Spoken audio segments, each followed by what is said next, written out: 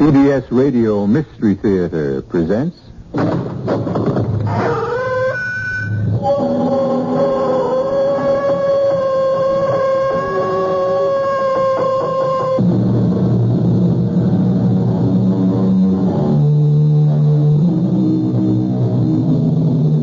Come in. Welcome. I'm E.G. Marshall. I hope you're ready for a journey into the bizarre, into the very, very strange, for that's where we're going. A round-trip journey, of course, but one we promise you won't forget.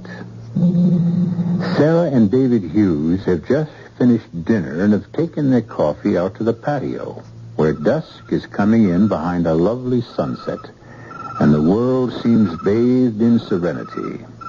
But beware of peaceful places at peaceful times. Things change. Sometimes suddenly. David? I was almost asleep. David, what is that up there? What's what? Up where? Up there, in the sky. There's funny lights. This is a jet, I guess. We'll be hearing it in a few seconds. A jet making a circle of light? They don't come in from that direction. They're not fast either, David. It looks as if it's heading straight for us. Nonsense. Of course it isn't heading straight for us. David! A flying saucer. Oh, come off it, Sarah. An unidentified flying object. We actually saw it. Sarah, it was nothing of the sort. It was simply... Well, it was... Can you identify it? Well, no, not offhand. An unidentified flying object. David, we've made a sighting.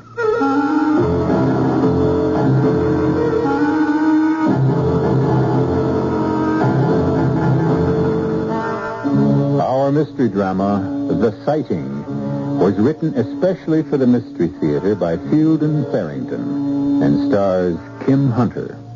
It is sponsored in part by Contact.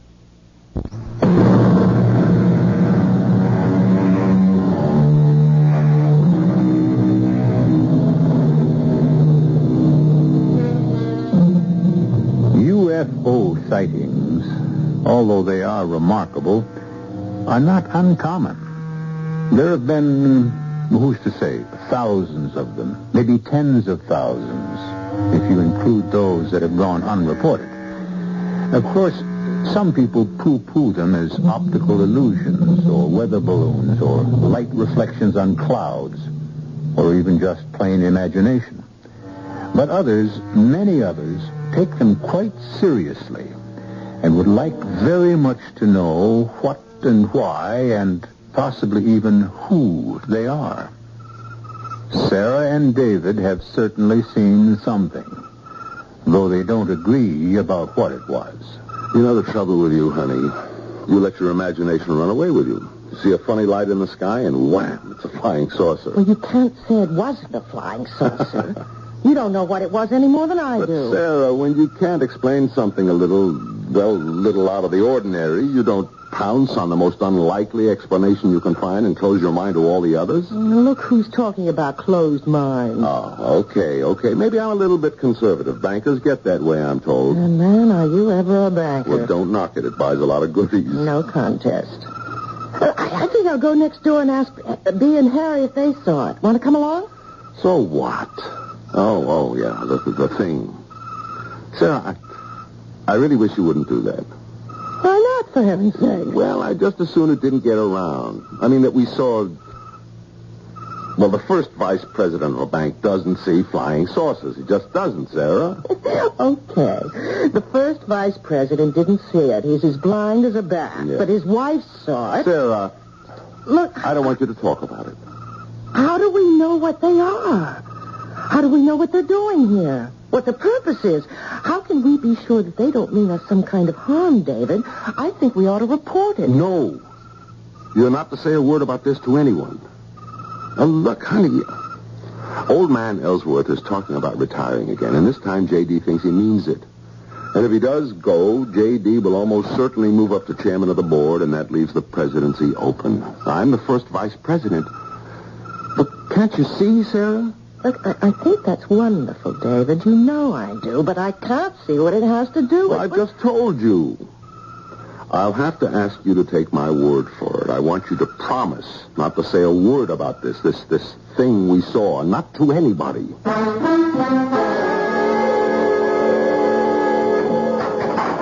Anybody home? Oh, hi, Dee. You got any shopping to do this morning? I don't think so, no. How about a cup of coffee? Okay. They're supposed to have some fresh whiting at Avery's today. Doesn't David have a big thing about whiting? Yes, David has a big thing about whiting, but he's more likely to get cold stew and leftover parsnips. Oh? Garnished with arsenic. Bad one, huh? Honestly, Bee.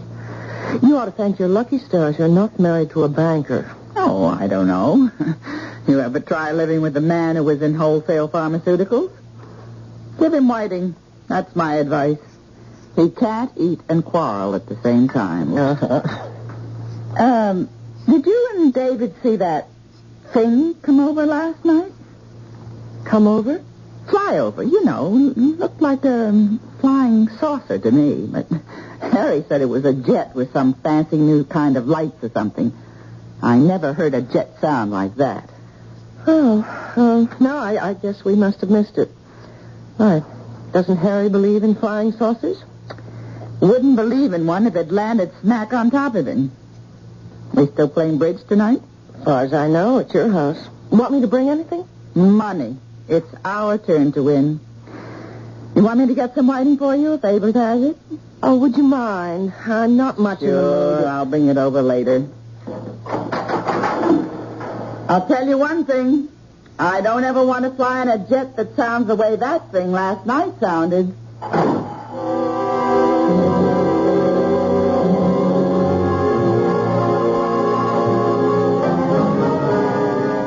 Good morning, David. Oh, morning, J.D. You busy right now? Nothing top priority, no. Well, come on into my office. I've got some news for you. Sure thing. You, read this thing this morning? Oh, Times. I glanced through it before I left the house. A couple of people out your way claim they saw a flying saucer. Oh, I read that, yes. One of the fellows belongs to my club, as a matter of fact. I wouldn't want to be in his shoes next time he goes into that locker room. You know, I don't understand people. I just can't figure them out. Fella sees something up there he never saw before, and he goes running around like a chicken with its head off, yelling, "Flying saucer!" Well, do you think he is some kind of aeronautics expert or something? Sit down, David. Thanks. What would you say if I told you old Ellsworth finally made up his mind? Well, I'd say congratulations, J.D. He's retiring the end of the year. Made up his mind yesterday afternoon, apparently. Plans to announce it sometime later today. Congratulations, J.D. Oh, no. It's premature, my boy, premature. Board has to vote on the new chairman. There's no guarantee they'll pick me. I can be pretty crusty sometimes, you know. Made some enemies. That's your year's salary. Oh, yeah. Bankers don't gamble now. Had to vote on the new president, too, of course, but, you've got me in there lobbying for you. Thanks, J.D. Ah, nonsense. Best man for the job. Would be anyway if he didn't sit around loafing all day in the boss's office. Well, I guess I'd better get back to work. I guess you had. And, David. Yes, J.D. Try not to see any flying saucers. Wouldn't help a bit.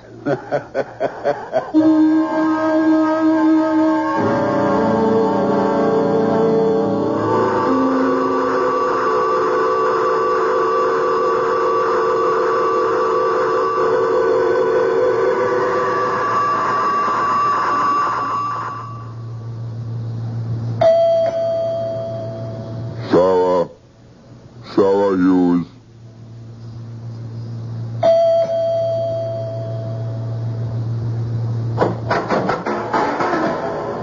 Sarah, I know you're in here.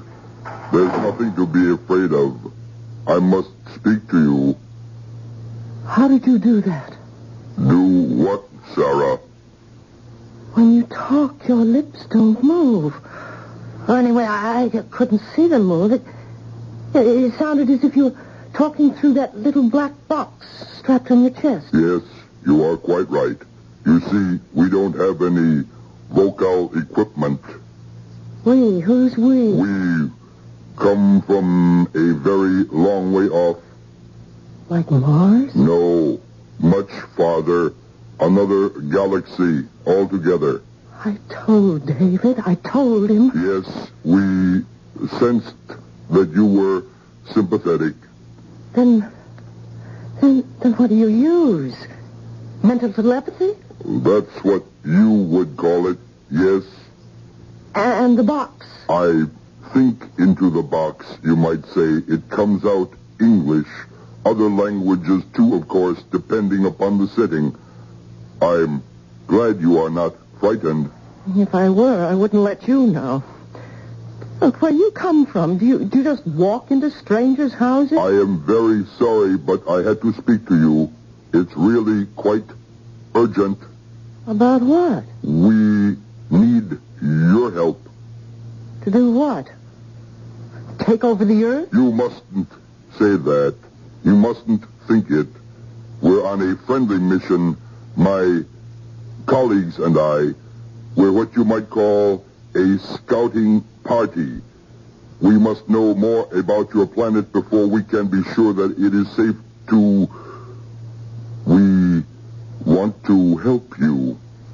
We're doing all right. Are you? Really, Sarah? Look, what's your name? You keep using mine. Don't you think I should know yours? I have no... We do not use names in the sense you mean. I have a designation, of course, but there is no way to convey it to you. It's pretty weird. And how did you find out what my name is? We were able to pick it up. We get very dim readings from your minds. Actually, yours is the clearest we've been able to pick up so far. We need someone to cooperate with us so that we can learn more. And that's what you want me to do? Yes, Sarah, it is. Well, come back tomorrow. I don't understand. I'll have to talk to my husband about That is exactly what you must not do. Do you understand me? You must not consult your husband. You're not to tell him even that you have spoken with me. I want you to understand that very clearly. He is not to know that we have contacted you. Then you'd better just go back onto your flying saucer and fly away. I'm not sure I want to speak to you again. You will, though, Sarah. You will.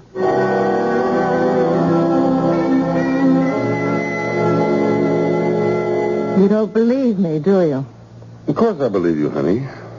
Have I ever accused you of lying to me? All the same, you don't believe me. What did he look like, this man you saw? Well, he wasn't green, if that's what you mean. He didn't have tentacles or flippers or any of that. His hair was kind of coppery and funny. More like chicken down than hair. I didn't notice the color of his eyes. His face seemed all right, except that his ears were flat against his head. He was tall and too skinny to look healthy. By our standards, that is. Mm-hmm.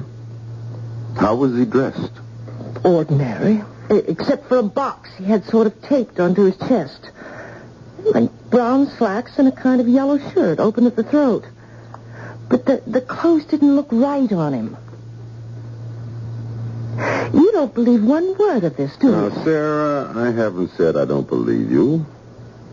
All I'm saying is that you're tired and overwrought. And seeing things. Look, I'm not sure I want to play bridge tonight. Sit there all evening being humored. And, well, I'm not at all sure I want to do it. Look, I'll tell you what. You trot upstairs and take a little rest. Now, wait, then, just let me finish. You are tired. You are overwrought. You don't deny that, do you? Well... So why shouldn't you take a little rest? Now, what's wrong with that? And when you get up, if you don't feel like playing bridge, we won't play bridge, okay? Doesn't that sound fair enough? Well, all right. Fine. Right now. You close the bedroom door and see if you can't actually sleep. Will you do that for me? Okay. But if I did see that man and talk to him. I really did.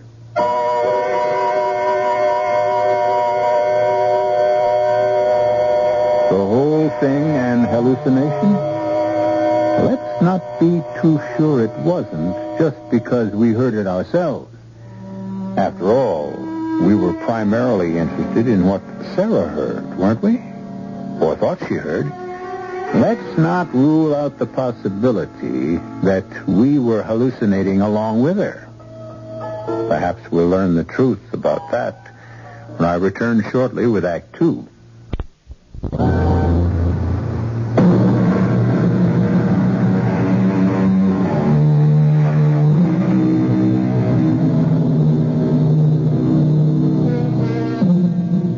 David and Sarah had spent the evening playing bridge with Bea and Harry Vincent. But their minds haven't been on the game. Sarah's is more on the events of the day just ending. How often do you speak with a man from outer space? Now the game and the evening have finally come to an end. David, my friend, we ought to do this more often. Yeah. You owe us, you can check my arithmetic if you want to. You owe us $3.76. With the cards you two held, how could you lose? Oh, come on, don't grouse, David. About 10 more nights like this, and maybe we could get even. Oh, it was all my fault. I told you I didn't feel like playing bridge tonight, Dave. Oh, forget it. You were no worse than I was. Well, after all, it's only a game. Yeah, said he, tucking away his winnings. I wonder if I drank $3.76 worth of beer. Well, there's more out in the kitchen. Come on out. Maybe you can break even. Now, what are those two cooking up? Oh, I don't know. Is the fight still going on? With you and David, I mean? Left over from last night. You haven't been acting like yourselves at all tonight, either of you. Oh, it's one of those things. I guess it happens to everybody. David, don't you think we ought to go now? You have to work tomorrow. Okay, honey. He's a good man, you're David. You don't have to worry about that.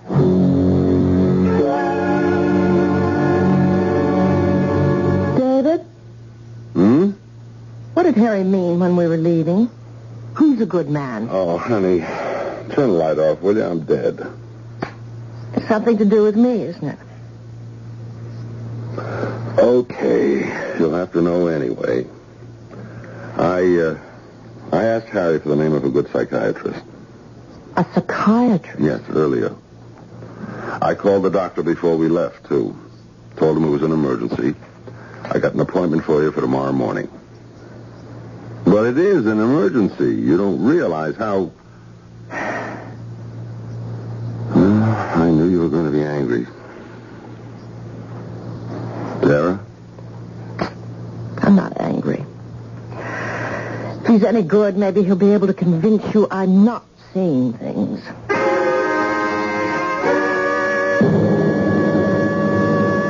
Sarah, I've got to get to the office on time this morning, today of all days, but I'll meet you at the doctor's office. Now, your appointment is for 11 o'clock. You won't forget it, will you? Look, you don't have to be there if you have a busy day. I can handle it No, alone. nothing of the sort. And after the session, we'll have some lunch. Someplace fancy, huh?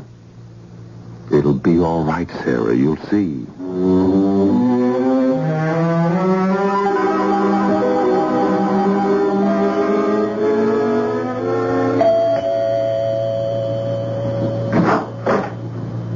Oh, it's you again. Sarah, I must speak to you. Do you know that you may very well be nothing but a figment of my imagination? I think that you are tired. Did you sleep well last night? What do you think? And wouldn't a figment of my imagination at least move his lips a little when he talks? I can see that you are very sleepy. Oh, yes, very sleepy. Look, I didn't ask you in. You are almost too sleepy to stand, aren't you? Here. Why don't you sit here you'll be much more comfortable.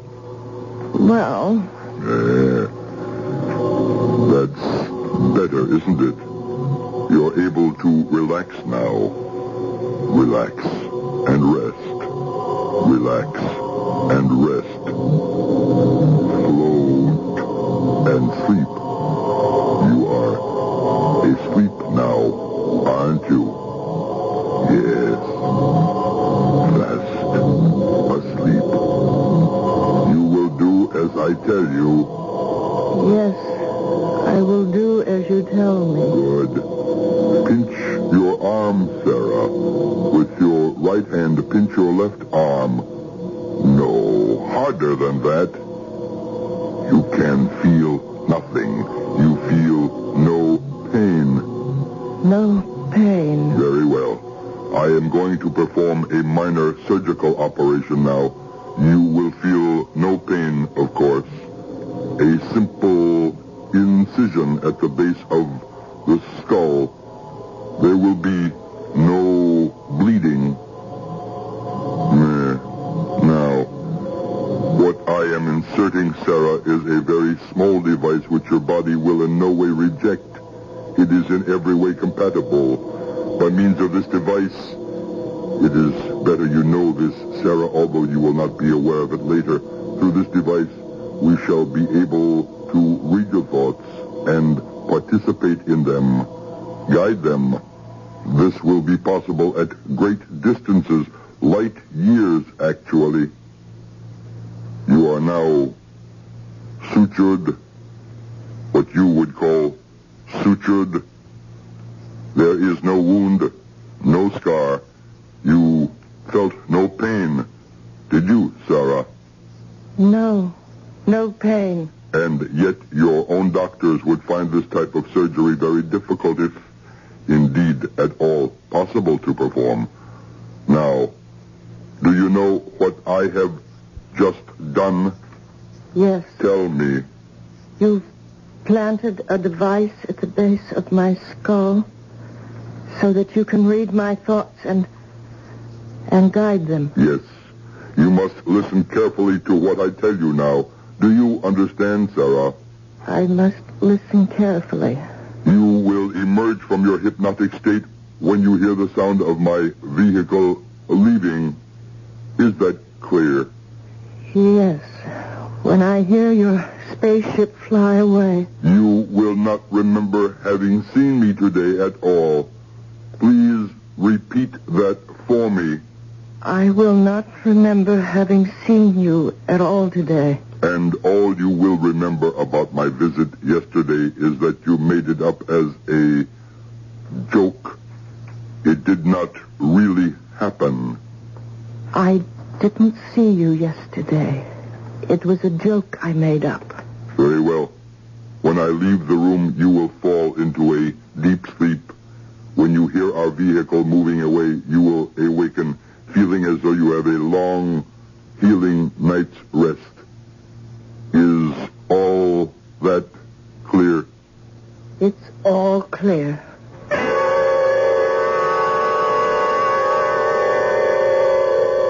You busy, Dave? Harry! No, come on in. Aren't you a little out of your territory? Well, yeah, I am. I knocked off and came over here because, B called me a few minutes ago to say she's seen the damn thing, too. Seen what? The saucer, the flying saucer. Oh, B saw it? Yeah, says she did. Says it was hovering there right over your backyard with a door open, like practically the whole side of a ship, she said. And a kind of stairway coming right down onto your lawn. Oh, come on, not B, too. What are they trying to do to us? Well, to tell you the truth, Dave, I don't think B was putting it on. She can't lie worth a nickel, and she sounded scared, really scared.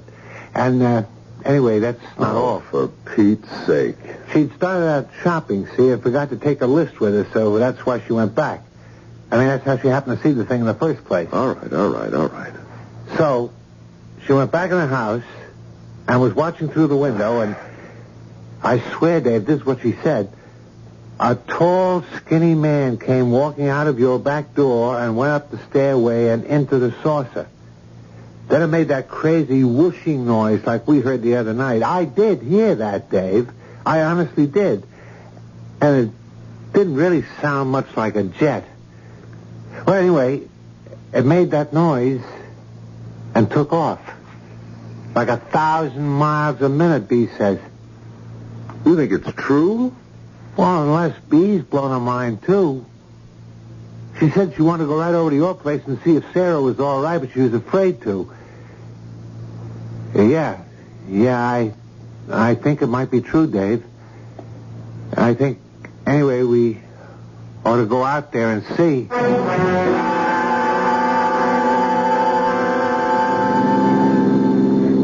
Oh, there's Bee. She must have been waiting at our front door. Oh, I thought you'd never get here, you Is two. Sarah all right, Bee? I haven't seen her. I can't help it. I was scared. You didn't see that awful-looking thing just hanging up there over your backyard, or the weirdo that came out of your house. Can we go in now? I don't mind as long as I'm with you two. Yeah, okay. I don't suppose one of them's still in there. I mean, since the thing took off. It wouldn't go away and leave one of them behind, would it? I'm still not ready to believe You'd it. believe it if you'd seen it. Sarah? Yes, David? Oh, I thought you were going to meet me at the doctor's office. Well, what's this, a delegation? Are you all right, Sarah? Why wouldn't I be all right? Sarah, did anything happen this morning? Not a thing. Not unless you count me falling asleep, sitting bolt upright in a straight kitchen chair. I really must have been dead on my feet. The man from the flying saucer didn't show up? Oh, come on. Don't you think we've had about enough of that nonsense? Nonsense. Sarah, I saw him. I saw him come walking right out your back door, plain as day, and get into his saucer and go. I saw that, Sarah. I really did. Oh, please, let's not anymore. So I made up a silly story. Now, I'm sorry I did. I never dreamed you'd all take me so seriously. Now, wait a minute. There's something wrong here. You were taking it seriously enough last night. Now, don't try to tell me you weren't. It was just a joke, David. Joke? I wish you could all see yourselves. You look as if you'd just come in from a funeral or something. Sarah, if it was just a joke, why didn't you say so when I told you about the psychiatrist? Oh, I'm all mixed up. I swear I saw a tall, skinny man with funny hair get into a flying saucer and fly away. If it was just a joke you made up, Sarah, maybe I'm the one who needs a psychiatrist, because I saw that. I know I did. All right. Sarah's going to keep her appointment, aren't you, Sarah? I don't see any point, David. You'd just be throwing your money away. Well, still, if I ask you to, you will, won't you? Well, if you want me to, why not? I can't see what good it's going to do, but I guess it can't do any harm. No, Sarah. What? What? I didn't say anything. You are not to see the psychiatrist. Is that clear, Sarah? You will not see the psychiatrist. Who said that? What? Nobody said anything. Didn't you hear it? B. I didn't hear anything. You will do as you are told. You will refuse to see the psychiatrist. Who are you? Sarah? I can cause you pain, Sarah. I can cause you great pain. David, what is it? Somebody keeps... Don't you hear that voice? I don't hear anything, Sarah. I do not want to cause you pain, Sarah, but I will if I must.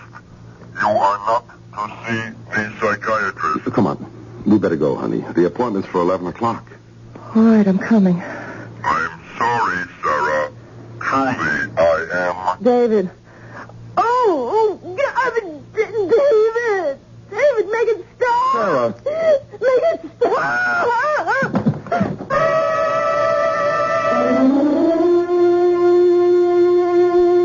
I hope you didn't feel the pain along with Sarah.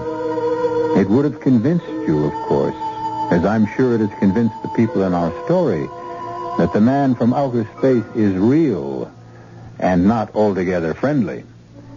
If there is any doubt lingering in your mind, however, I believe it will be dispelled when I return shortly with Act 3.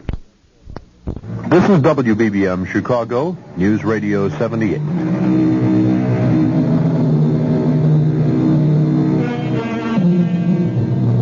The willingness of the open mind to accept the new and seemingly miraculous, at least as an hypothesis, has always faced opposition from the less flexible mind which finds the status quo easier to live with.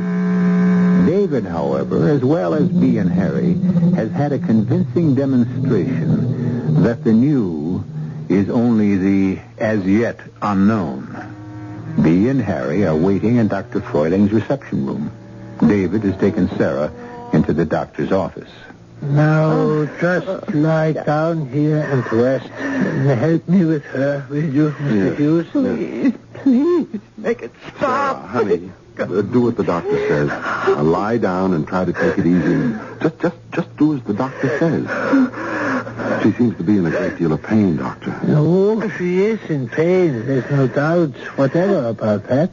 What causes the pain, this is what we must learn first of all. Well, can't you give her something? I think best not to do that until I have learned what has happened to her. Sarah, refuse to speak with this doctor, this psychiatrist. Tell him only what you have been ordered to say. You have seen no man from a flying saucer. It was only a silly joke. Leave his office. Nobody can force you to stay. And go home. Do only this and there will be no more pain.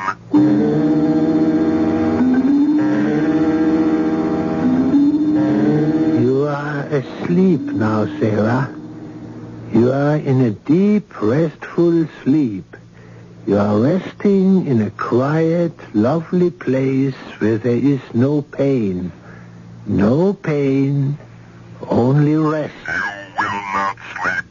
You are uncomfortable. There's no severe pain now, but you know there will be if you listen to this man. Now, Sarah, I want you to tell me exactly what happened this morning before David came back from his office. I can't, Dr. Froiling. Uh-huh. Well, it is not yet. We try again. Dr.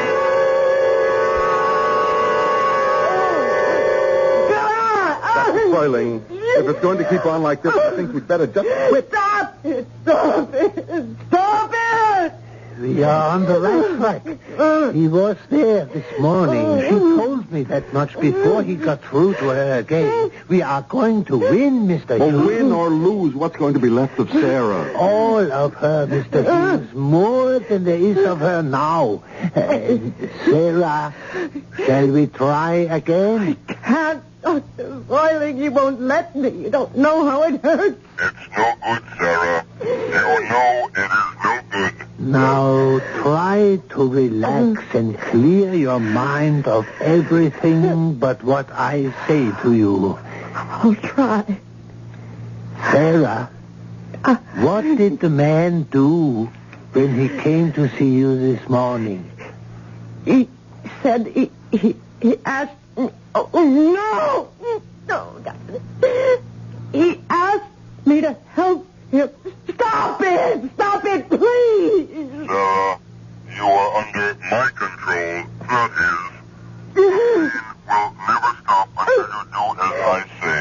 You must do as I tell you. Bear it, Sarah. You can bear it if you try. Help me, and it will all be finished sooner than you think. How did he want you to help him? It will be worth. The pain will be worth. He wanted me to... He wanted me... I'm going to make it stop! He wanted you to what? Be his contact. He couldn't... Oh, God!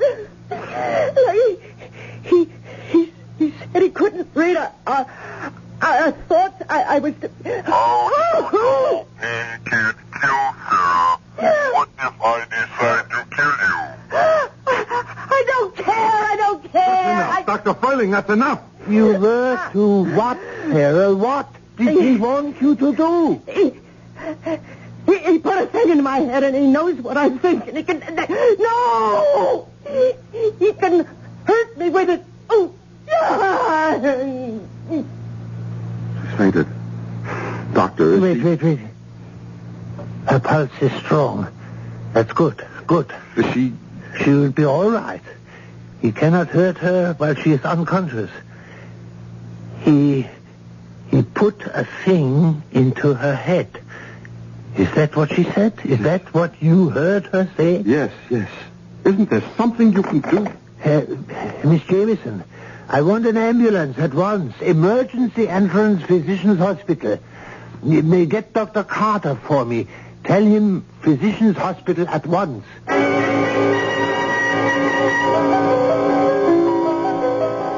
It was good of you to come, Dr. Carter. Yes. What have we got? A device has been implanted in a young lady's skull, I believe. I cannot be certain. Implanted by whom? How long ago? Only this morning, as I believe it. By whom? Now, it's a long story, and the patient is in intermittent pain. All right. We'll have to have x-rays. I have already made x-rays. They are here.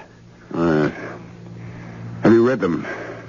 Have you found anything? Well, I am a psychiatrist. I think there is something, but I do not wish to prejudice your judgment. Oh, very well. Well, is everything clear here? It's all right. Nothing here. And not... Wait a minute. That little particle. Is that what you mean? How does it look to you? It's like a pinhead. Oh, yes. It's foreign, all right. Must be. But implanted? It's very small. Large enough. I am afraid for my patient's reason. Perhaps her life. I do not know. I have to see her before you operate, Dr. Carter. Oh, she's already been sedated. Believe me, Dr. Carter, it's imperative. Well, if you feel so strongly about it. Sarah? Oh, is that you, David? Yes. Feel better now? Oh, yes, I feel fine. Just sleepy. He isn't bothering me right now. I mean, there isn't any pain. Do you think you could contact him, Sarah? Oh, I expect he's around. Why? I want to get a message to him. What message? David, I don't want you to... No. I just want to talk to him, Sarah. I just want to meet him. Is he listening now? Oh, I can't tell, but I imagine he is. David, you must... I just want him to meet me and talk to me. It's as important to him as it is to me. I'll go back to the house. There's nothing I can do here anyway. I'll go back to the house and meet him there. I have something important to tell him. Important to him. Well, if he's listening, you could just tell him now. No, not now. I'll meet him at our house as soon as I can get there. I'm afraid, David. You sound as though... Just give me a kiss, Sarah. I love you.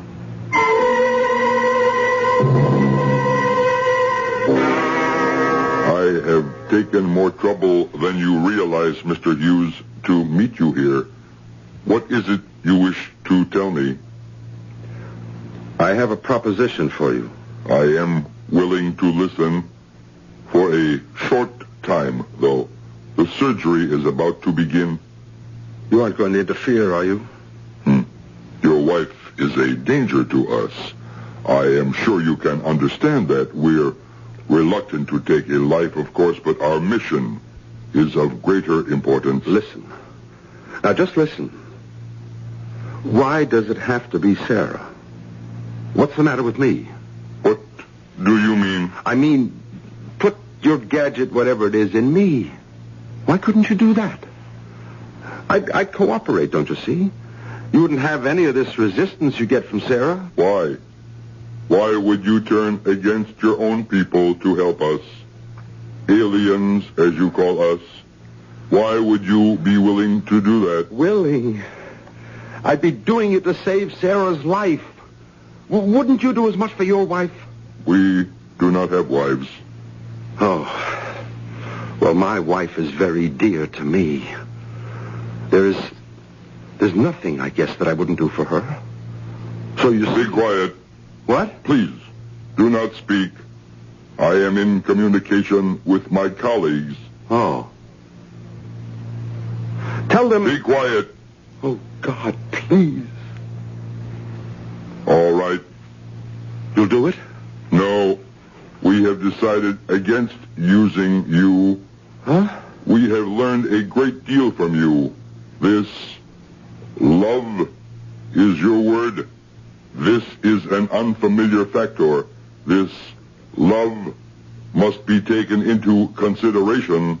We are not sure that anyone so afflicted would be sufficiently stable for our purposes. And what about Sarah? It is a risk to release her, of course, for we cannot erase her memory, but we have taken greater risks. Then you won't interfere with the operation? Not interfere. No, not the way you mean. We shall help. Your surgeon will need our help. Oh, thank God. How is she, Doctor? Fine. I have never seen anything like it. Would you ask her yourself? Sarah? Oh, David, I feel so much better. I feel perfectly well, as if nothing ever happened. Thank God for that. I have never seen such surgery. A motion picture at fast speed. His hands moved so quickly, I would never have believed it. Did you see him? The man from the saucer? Yes, honey. He's real. You'll be glad to know that. Oh, I do. Believe me, I know. Is she really all right, Dr. Furling? Quite, yes. She is free now. Yes, I'm free. But I don't think they've finished. They're too strong. We're too vulnerable. I'm safe, yes, for the time being at least, but I don't know if the world will ever be really safe again. Maybe it will. They've discovered a new factor. Maybe it's stronger than they are.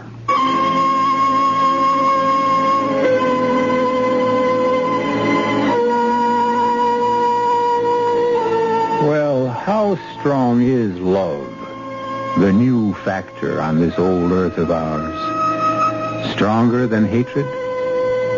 I like to think so. Hatred makes the headlines, I know, but love, in its unassuming way, has been making the world go round for a good many years now. I'll be back shortly.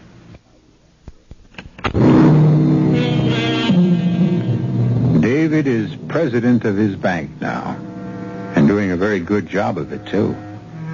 He and Sarah are even happier, have an even more secure marriage than before their adventure. The near loss of something dear often underscores the dearness of it. Well, whether you come by UFO or some more conventional method of travel, be here to join us for our next chilling story. Our cast included Kim Hunter, Nat Polen, Ralph Bell, Joe Silver, and Robert Dryden. The entire production was under the direction of Himan Brown. And now, A preview of our next tale. You can't get anything past our border guards. Yes, it was just an idea. Besides, we have to fly out of here. I'm going to a convention, and you're going on a tour. Now, let me apply some scientific thinking to this. How can I get that platinum out? Oh, no. No, I don't believe it. You don't believe what? What just flashed in my brain? It's so simple, so ridiculously easy. And it's absolutely foolproof.